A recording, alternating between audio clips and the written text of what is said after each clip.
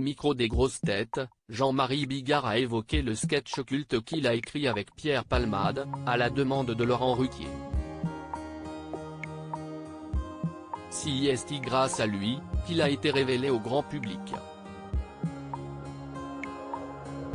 Depuis le terrible accident provoqué par Pierre Palmade qui a fait plusieurs blessés graves, de nombreuses célébrités qui l'aunent de côtoyer ont témoigné au sujet de la personnalité de l'humoriste ou de ses addictions.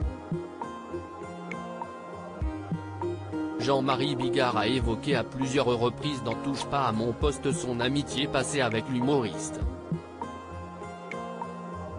Ça me remue depuis le début cette affaire.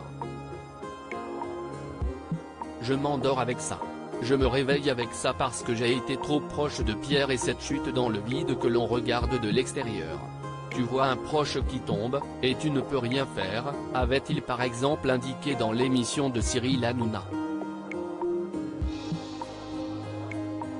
C'est cette fois dans les grosses têtes de Laurent Ruquier, que le compagnon de Lola Marois a parlé avec un peu plus de légèreté, cette fois, de sa relation avec l'humoriste. Jean-Marie Bigard raconte la belle histoire du sketch écrit à quatre mains avec Pierre Palmade. L'animateur lui a demandé si Pierre Palmade lui avait déjà écrit des sketchs. Jean-Marie Bigard lui a confirmé qu'il lui avait même écrit l'un de ses plus célèbres numéros, La chauve-souris. Il a raconté sa genèse, simplement interrompue par les blagues douteuses des autres sociétaires. C'était extraordinaire, parce que j'arrive chez Pierre, on est censé travailler. Il est sur l'ordinateur.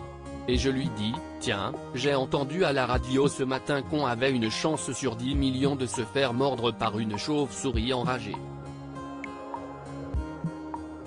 Pierre tape la phrase sur l'ordinateur. 2 heures après, rien. La page blanche, rien du tout, le trou noir. A-t-il indiqué. Les deux hommes décident donc de se changer les idées pour enfin trouver l'inspiration.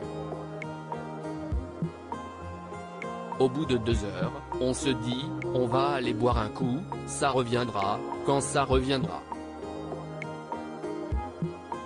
Et en repassant devant l'ordinateur, je lui dis, dis donc, on a déjà bien bossé.